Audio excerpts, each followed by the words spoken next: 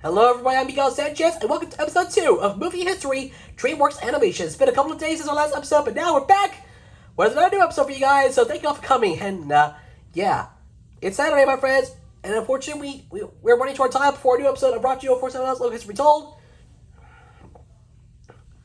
But that's okay, because we'll have to push it back to tomorrow, my friends. I'm pushing that episode back to tomorrow. That episode will be about Airbnb, so please stay tuned for it. It's gonna be a whole lot of fun. And stay tuned for Samurai Supremacy coming out after we're done with this episode. But for now, though, let's get to today's video, shall we? Are you ready? Here we go. For this episode, episode 2, we're looking at the Prince of Egypt. This is it, guys. We're getting right to it, shall we? I'm so hyped up for this. It's gonna be a whole lot of fun. I just can't wait to show you what I can do today. Right here on this episode of Movie History DreamWorks Animation. For those who haven't seen episode 1, the series premiere came out and it was about ants. So if you haven't seen it yet, watch it out. The link to it is up there on the top record screen. So, wait for it. You'll have a give it a watch and see for yourself. Otherwise, sit back and let's dive right in. Are you ready? Then here we go. So, let's see what the movie's about. The Prince of Egypt is a 1998 American animated musical drama film produced by DreamWorks Animation and released by DreamWorks Pictures. The first feature film from DreamWorks to be traditionally animated is an adaptation of the Book of Exodus, and follows the life of Moses from being a prince of Egypt to his ultimate destiny to lead the Jews out of Egypt. Directed by Brian Chapman, Steve Hickner, and Cy Wells, and Chapman and Hickner's feature directorial debuts. The film features songs written by Steven Schwartz and a score composed by Hans Zimmer. The voice cast consists of Val Kilmer in a dual role, Ralph Fiennes, Michelle Pfeiffer, Sandra Bullock, Jeff Goldblum, Danny Glover, Patrick Stewart, Helen Mirren, Steve Martin, and Martin Short. Jeffrey Katzenberg had frequently suggested an animated adaptation of the 1956 film The Ten Commandments while working for the Walt Disney Company, and he decided to put the idea into production after co-founding DreamWorks Pictures in 1994. To begin his inaugural project, DreamWorks employed artists who have worked for Walt Disney Feature Animation and Amlimation, totaling a crew of 350 people from 34 different countries. The film has a blend of traditional animation and computer-generated imagery, created using software from Toon Boom Animation and Silicon Graphics. The film was released in theaters on December 18, 1998, and on home video on September 14, 1999. Reviews were generally positive. Critics particularly praised the visuals, the songs, and voice acting. The film grossed $218 million worldwide in theaters, which made it the most successful non-Disney animated feature film at the time. Non-Disney animated feature at the time. The film's success led to the direct-to-video prequel and spinoff Joseph, King of Dreams from 2000, and stage musical adaptation which opened in London's West End in 2020. The song "When You Believe" became a commercially successful single and a pop version performed by Whitney Houston and Mariah Carey, and went on to win Best Original Song at the 71st Academy Awards, making it the first animated film to independently outside of Disney and Pixar films, as well as the first DreamWorks animation film to receive 2 nominations and win one by the Academy Awards, succeeded by Shrek from 2001 and Walter Gromit, The Curse of the Were Rabbit from 2005, which we'll get to in future episodes of the series, so please keep your eyes peeled for it. Also, rest in peace, Whitney Houston. Won't be so forever. So yeah, the power is real. The story is forever. The time is now. We take a look at stats here. Directed by Brandon Chapman, Steve Hickner, and Simon Wells. Written by Phil Lazebnik, based on Book of Exodus. Produced by Penny Finkelman Cox and Sandra Rabbins. Starring Val Kilmer, Ralph Fiennes, Michelle Pfeiffer, Sandra Bullock, Jeff Goldblum, Danny Glover, Patrick Stewart, Helen Mirren, Steve Martin, and Martin Short. And edited by Nick Fletcher. Music by Hans Zimmer. Production companies are DreamWorks Pictures and DreamWorks Animation. Distributed by DreamWorks Pictures. Released on December 16, 1998. For the premiere and on December 18, 1998. In the United States. Running time 99 minutes. Countries United States. Language is English. Budget $70 million. And in the box office $218.6 million. Whoa, that's a lot! Nearly 100 minutes, my friends. Nearly 100 minutes. But yeah, you get the point. Let's get to the plot. In ancient Egypt, the enslaved Hebrew people prayed to God for deliverance. The Pharaoh settled, fearing that the growing numbers of Hebrew slaves could lead to rebellion. Orders a mass infanticide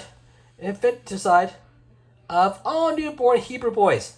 Fearing for her newborn son's safety, Yocheved and her father, Yocheved and her other two children, Miriam and Aaron, rush to the Nile River, where she places the infant in a basket of the water, after bidding him farewell with a final lullaby. Miriam follows the basket as it sails to the Pharaoh's palace and witnesses her baby brother safely adopted by Sel's wife, Queen Tuya, who names him Moses.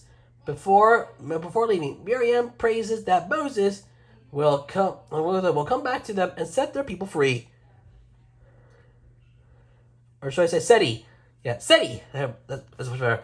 I know. Years later, Moses and his adopted brother Ramesses are heir to the throne of Egypt and are scolded by SETI for accidentally destroying a temple during a chariot race. And Moses suggests that Ramses be given the opportunity to prove his responsibility. SETI names Ramses the Prince Regent and gives him authority over Egypt's temples. As a tribute, High Priests Hotep and Huey offer Ramses a beautiful but rebellious young Midianite woman, Zipporah. Ramses, uninterested in her stubbornness, gives Zipporah to Moses instead and appoints him royal chief architect. During the banquet, Moses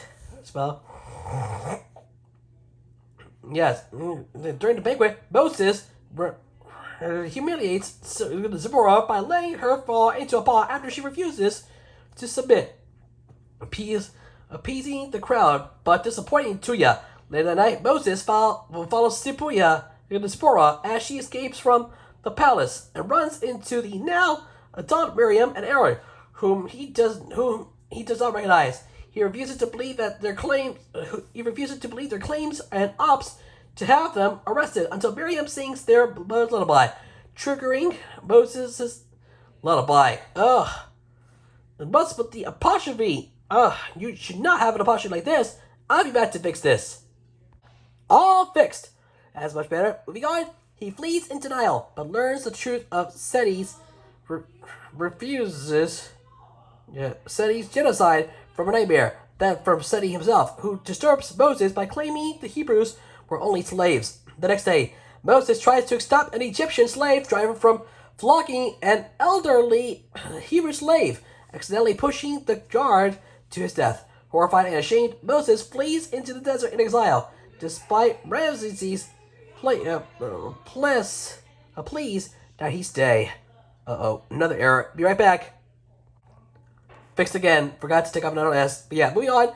Arriving at the oasis, Moses defends 3 young girls from brigands, only to find out their older sister is Zipporah.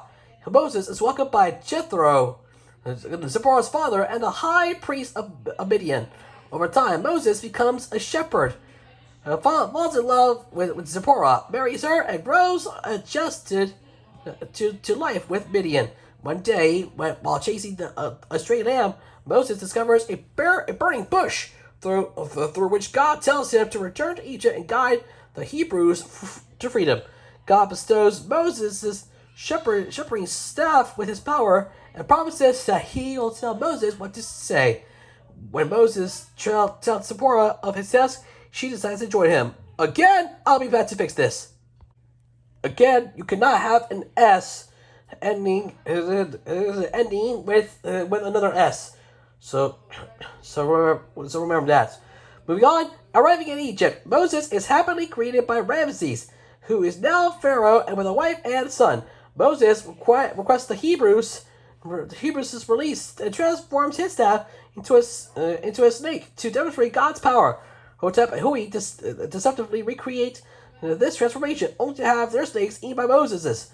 Not wanting to have his actions cause the empire's collapse and feeling betrayed by Moses' motives for his return, Ramses doubles the Hebrews' workload. The Hebrews, including Aaron, blame Moses for their increased workload, disheartening Moses. However, Miriam inspires Moses to persevere. Moses casts the first of the 10 plagues of Egypt, turning the water of the Nile into blood. But Ramses remains unmoved.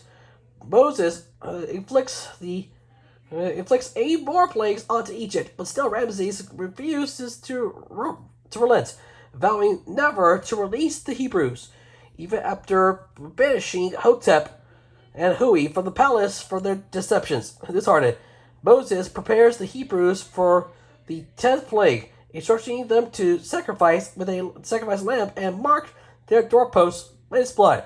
That night, the final plague kills all the first 4 children of Egypt, including Ramses' son, while sparing those of the Hebrews. Grief-stricken, Ramses gives the Hebrews permission to leave. After leaving the palace, Moses collapses in grief at the pain he has caused at his brother and Egypt. Another S ending with S. Be back!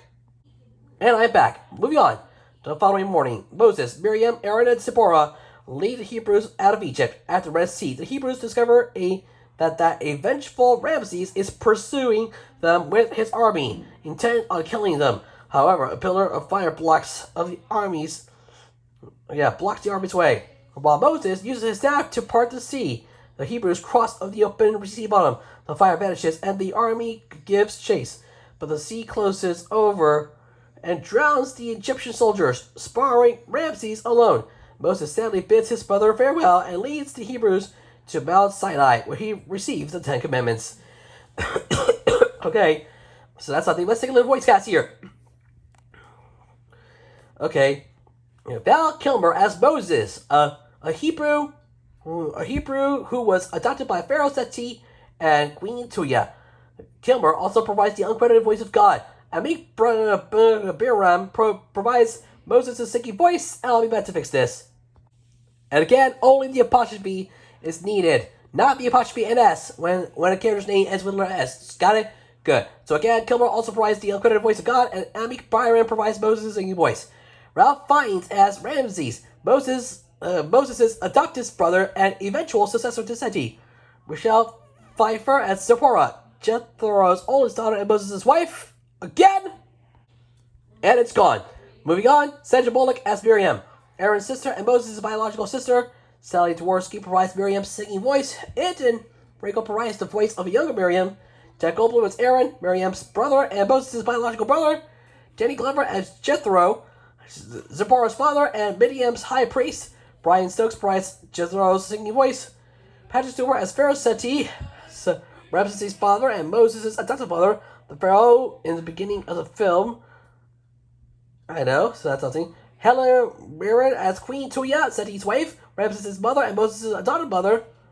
Linda D. Shane provides Tuya's singing voice. Steve Martin as Hotep, one of the high priests who serves as an advisor to Seti, and later Ramses. Martin Short as Hui, Hotep's fellow high priest. Ofra Haza as Yocheved, Miriam and Aaron's mother and Moses' biological mother. She sang her character's number, Deliver Us, in English and 17 other languages for the film's dubbing. Bobby Motown as Ramses' son, Anne Lockhart as Hebrew women, and James Avery, Aria Noel Curzon, Stephen Sawyer, and Francesca Marie Smith as additional voices. Director Brandon Chapman briefly voices Miriam when she sings the lullaby to Moses. The vocals have been recorded for a scratch audio track, which was intended to be replaced later by Sally Dworsky. The track turned out so well and remained in the film. Alright, let's go. Let's go to the production starting with development. Former Disney chairman Jeffrey Katzenberg had always wanted to do an anime adaptation of the 10 Commandments. While working for the Walt Disney Company, Katzenberg suggested this idea to Michael Eisner, but he refused. The idea for the film was brought back at the formation of DreamWorks Pictures in 1994, when Katzenberg's partners, anime entertainment producer Steven Spielberg and music producer David Geffen, were meeting in Spielberg's living room. Katzenberg recalls that Spielberg looked at him and during the meeting and said, "You ought to do the 10 Commandments." The Prince of Egypt was written throughout the story process, beginning with a starting outline. Story supervisors Kelly Asbury and Lorna Cook led a team of 14 storyboardists and writers as they sketched out the entire film, sequence by sequence. Once the storyboards were approved, they were put into the Avid Media Composer digital editing system by editor Nick Fletcher to create a story reel or animatic. The story wheel allowed the filmmakers to view and edit the entire film in continuity before production began. It also helped the layout and animation departments understand what is happening in each sequence of the film. After casting of the voice of talent concluded, dialogue recording sessions began for the film. The actors recorded individually in a studio under guidance by one of the three directors. The voice tracks were to become the primary aspect as to which the animators built their performances. Because DreamWorks was concerned about the theological accuracy, Jeffrey Katzenberg decided to call in biblical scholars, Christian, Jewish, and Muslim theologians, and Arab Americans leaders to help his film be more accurate and faithful to the original story. At the preview of the development of the film, all these leaders noted that the studio executives listened and responded to their ideas, and praised the studio for reaching out for comment from outside sources. Okay, now get to the point. Let's take in production. We go to animation and design. Art directors Kathy and Altieri and Richard Chavez, and production designer Derek Gogol led a team of 9 visual artists in setting a visual style for the film that was representative at the time. The scale and the architectural style of ancient Egypt. Part of the process also included the research and collection of artwork from various artworks, as well as taking part in trips such as a 2-week journey across Egypt by the filmmakers before the film's production began. Character designers Carter Goodrich, Carlos Grangel, and Nico Marlette worked on the settings, the design, and overall look of the characters. Drawing on various inspirations for the widely known characters, the team of character designers worked on designs that had a more realistic feel than the usual animated characters up to that time.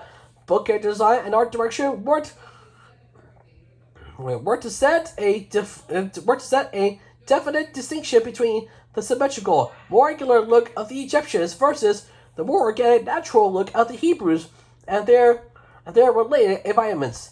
The backgrounds department, headed by supervisors Paul Lessing and Ron Lucas, oversaw a team of artists who were responsible for painting the sets, backdrops for the layouts. Within the film, approximately 934 hand-painted backgrounds were created. The animation team for The Prince of Egypt, including 350 artists from 34 different nations, was primarily recruited from both Walt Disney Feature Animation, which followed under Katzenberg's auspices, while at the Walt Disney Company, and from Amblin, a defunct division of Steven Spielberg's Amblin Entertainment. As at Disney's, character animators were grouped into teams by character. For example, Christoph Servant, as the supervising animator for Older Moses, set the acting style of the character and assigned scenes to his team. Consideration was given to depicting the ethnicities of the ancient Egyptians, Hebrew, and Nubians properly. There are 1,192 scenes in the film, and 1,180 contain work done by the special effects department, which animates everything in an animated scene which is not a character: blowing wind, dust, rainwater, shadows, etc. Whoa. And that means only 12 of them did not get done by the special effects department, so yeah, remember that. A blend of traditional animation and computer-generated imagery was used in the depictions of the 10 plagues of Egypt and the party of the Red Sea.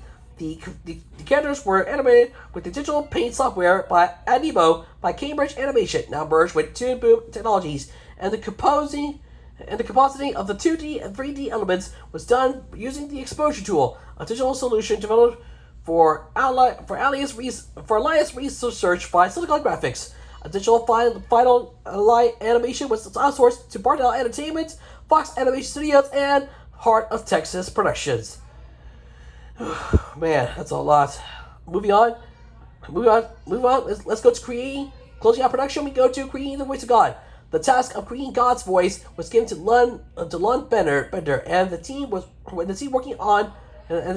with the Affinity Films music composer Hans Zimmer. The challenge with that voice was to try to evolve it into something that had not been heard before. Says Bender, we did a lot of research into the voices that have been used for past Hollywood movies as well as for radio shows.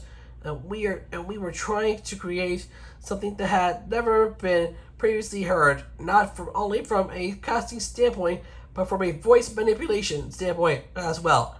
The solution was to use the voice of actor Val Kilmer to suggest the kind of voice we hear inside our own heads in our everyday lives, as opposed to the larger than life tones with which God had been endowed in prior cinematic incarnations. Whew. So now let's go to music. Composer and lyricist Steven Schwartz began working on the writing the songs for the film from the beginning of its production. As the story evolved, he continued to write songs that would serve both to entertain and help move the story along. Composer Hans Zimmer arranged and produced the songs, and then eventually wrote the film score. The film score was recorded entirely in London. The film's soundtrack was. Look at that. 3 soundtrack albums were released simultaneously for The Prince of Egypt. Each of them aimed towards a different target audience. While the other 2 accompanying records, the country-themed Nashville soundtrack and the gospel-based inspirational soundtrack, functioned as film tributes. The official The Prince of Egypt soundtrack contains the actual songs for the film. This album contains elements from the score composed by Hans Zimmer and film songs by Steven Schwartz. The songs were either voiced over by professional singers such as Salisbury Cathedral Choir, or sung by the film's voice actors such as Michelle Pfeiffer and Afra Haza. Various tracks by contemporary artists such as KC and JoJo and Boyz II Men were added, including the Mariah Carey and Whitney Houston duet "When You Believe," a babyface remake of the original Schwartz composition sung by Michelle Pfeiffer and Sally Dworsky in the film. Again, rest in peace, Whitney Houston. We are going to miss you. We move over to the release. The Prince of Egypt had its premiere at UCLA's Royal Race Hall on December 16, 1998, with its wide release occurring 2 days later. Despite being the inaugural production by DreamWorks Animation, it wound up the second to get a theatrical release, as it was rushed to reach theaters in October. The international release occurred simultaneously with that of the United States, as according to DreamWorks' distribution chief Jim Tharp. Opening 1 week prior to the global holiday of Christmas, audiences all over the world will be available at the same time. The accompanying marketing campaign was aimed to appeal adults, usually averse to anime films. Merchandising was limited to a line of collectible figures and books. Walmart served as the promotional partner and offered in stores a package featuring 2 tickets to The Prince of Egypt, a storybook, and the film's soundtrack. The Prince of Egypt classic edition storybook, published by Dutton Children's Books in 1998, was written by Jane Yolen and illustrated by Michael Kolsch. Kolsch received an honorable mention from the Society of Illustrators for this book's illustrations. Okay, I got it. Moving over to home media. The Prince of Egypt was released on DVD, VHS, and Laserdisc on December 14, 1999. The ownership of the film was assumed by DreamWorks Animation when that company split from DreamWorks Pictures in 2004. As of July 2018, the rights to the film were now acquired by Universal Pictures via its acquisition of DWA. A Blu-ray of the movie was released on October 16, 2018. However, every release of the film on home media used a 35mm print of the film, rather than using the original files to encode the movie directly to digital. Oh boy. 16. But citation needed. No boy. 35mm. I don't like this. No. Move over to perception. We go to box office.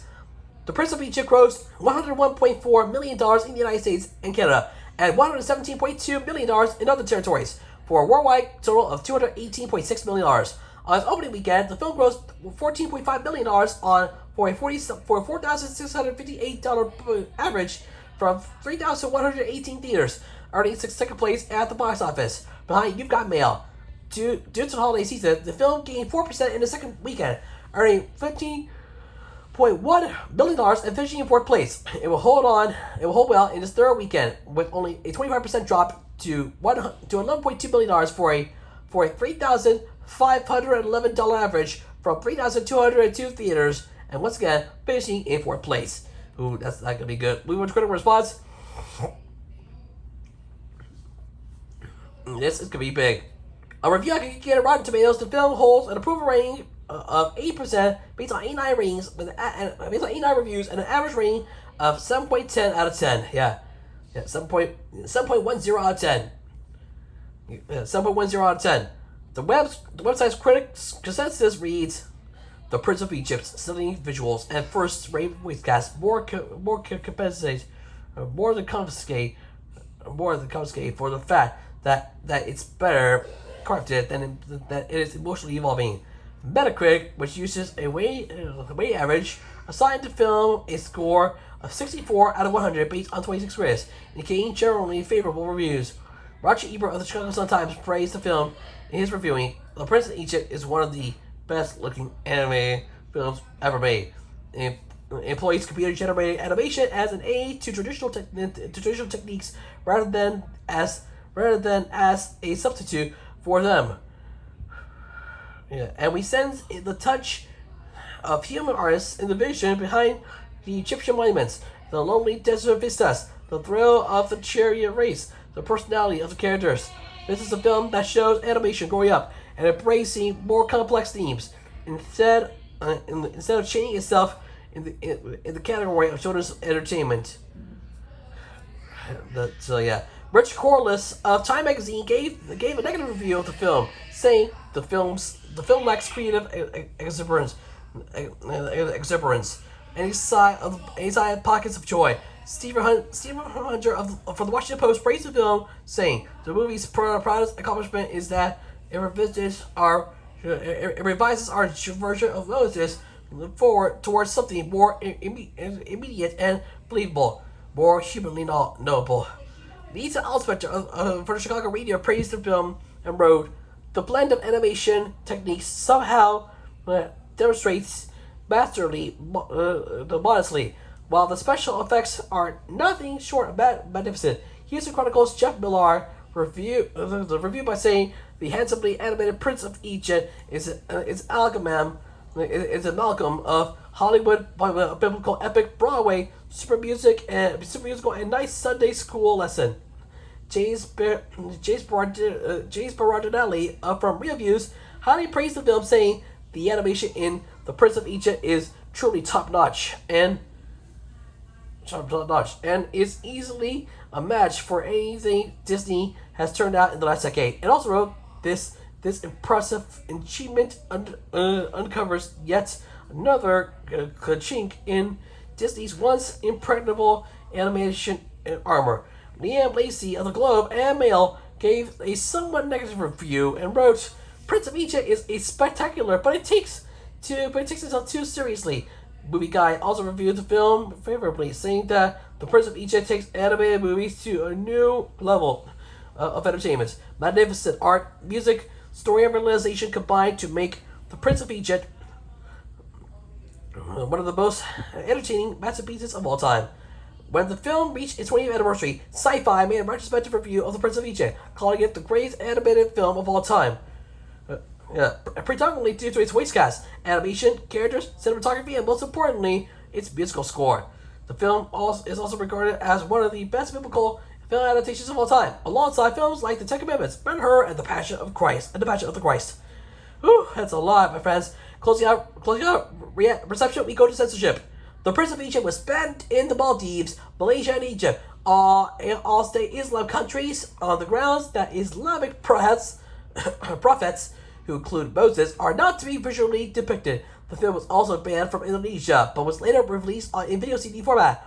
The Supreme Council of Islamic Armors in the Maldives stated all prophets and messengers of God are reverted in Islam and therefore cannot be portrayed. Following this ruling, the censor board banned the film in January 1999. But in the same month, the film censorship board of Malaysia banned the film so as not to offend the country's majority Muslim population. The board's secretary said that the censor body ruled the film was insensitive for religious and moral reasons. Oh no, this is not gonna be good. Oh no. Bonus section of reception. Let's go to awards and nominations. Starting with award category, recipient, and result. Alright. Here we go. So first, the Academy Awards. For Best Original Musical or Comedy Score, Series score, Hans Zimmer, nominated. Best Original Song, When You Believe, written and composed by Steven Schwartz, won! And that's all. Moving over to the Anime Awards. Best Anime Feature, Penny Finkelman and Sandra Ramis. Individual Achievement in Directing from Brandon Chapman, Steve Fickner, Simon Wells. Individual Achievement in Storyboarding, Lorna Cook, Story Supervisor. Individual Achievement in Effects Animation, Jamie Lloyd, who was the effects lead for Burning Bush, and the Angel Death. And individual achievement in voice acting, Ralph Fiennes for Ramses. All nominated! No. We were Critics' Choice Awards. Best Anime Feature, Brendan Chapman, Steve Hickner, and Simon Wells won! Tied with A Bug's Life. Oh boy. We'll get to that in a future, in a separate movie history series focusing on Pixar films. So be on the lookout for that coming soon. Golden Globe Awards, Best Original Score, Steven Schwartz and Hans Zimmer, and Best Original Song, When You Believe, nominated. Grammy Awards, the best song written specifically for a motion picture or television, When You Believe, lyrics and music by Steven Schwartz, and Best Soundtrack Album, The Prince of Egypt, music for the motion picture, all both nominated. Satellite Award, Best Animated or Mixed Media Feature, nominated. And the Saturn Awards, Best Action and Adventure Thriller Film, and Saturn Award for Best Music, Hans Zimmer, both nominated. So too bad. And now, and finally, we truly close out reception with American Film Institute recognition. This film is recognized by the American Film Institute in this list: Just Fours, AFI's 100 Years, 100 Songs, When You Believe, nominated. Too bad. Now moving on. Finally, let's close out this episode with a prequel. In November 2000, DreamWorks Animation released Joseph, King of Dreams, a direct-to-video prequel based on the story of Joseph from the Book of Genesis. The project began during the production of The Prince of Egypt, and employing some of the same animation crew and featuring director Steve Hickner as executive producer. So yeah, that's all. And finally, we close it out with Once and For All with Stage Musical, a stage musical adaptation debuted at TheaterWorks in Mountain View, California, October 14, 2017. The show had an international premiere on April 6, 2018 in Denmark at the Fredericia Theater. It made its West End debut at the Dominion Theater on February 5, 2020, with an official opening on February 25th, and was spent a 39-week engagement through October 31st, 2020. Performances were then halted on March 17, 2020 due to the COVID-19 pandemic. The show reopened on July 1st, 2021, and will run to January 8, 2022, and which is already past due. So sorry for that, but too bad the theater is now closed. But yeah, so guys, that's the end of The Prince of Egypt. Yay! Final rating for this movie. I gotta say, this film is definitely a perfect way to get everyone in their minds. And I gotta say, The Prince of Egypt is totally a true ending to anyone who's falling in love with this film. And with all that said, at the end of the day, I'm gonna give The Prince of Egypt a perfect score of 10 out of 10. Yay! Perfect! Yeah! That's how you do it right here. It's in a day's worth. The Prince of Egypt is definitely a good movie. The first DreamWorks movie to get a perfect score of 10 out of 10. What a finish, my friends. That's how you do it. And that's how the Prince of Egypt is definitely one of the best movies of all time. Way to go, DreamWorks. You totally deserve it. And it's just my personal conservative opinion. You can feel free to agree, disagree in the comment section below. That being said, it's over. Thanks for watching another episode of Movie History DreamWorks Animation. Hope you guys had a lot of fun. I know I did too. And we'll see you on Saturday, today. Again, the next episode of Rob Show First Hours, Logan's Retold, it will be tomorrow. Because I'm running short on time here. That episode will be about Airbnb. Be on the lookout for that coming your way tomorrow. So do not miss. Also, the end of the Pasta Show is live tomorrow. We've got we're heading back to the Pasta Palace in where is it? Oh yeah, that's right. Mochi Monster Revenge. So be on the lookout for that coming your way tomorrow. And then tomorrow we have day 23 of Pasta Day Race Season 1 in the most recent Memphis app, Granny Tricks Buster. So don't miss it, guys. What else, guys? Thank you for watching. I'm Miguel Sanchez myself. See you next time on Movie History DreamWorks Animation. Come back, see us again real soon for episode 3 as we take a look at the road to El Dorado. This is gonna be so exciting. I can't believe it. The road to El Dorado. It's coming up right now. It's coming your way in the next episode. So please stay tuned for it. Do not miss it. They came for the goal. They stayed for the adventure. Now, we invite you to join us back here again real soon for episode 3, The Road to El Dorado. Until then, you want to catch up on past episodes, we got playlists for you right now.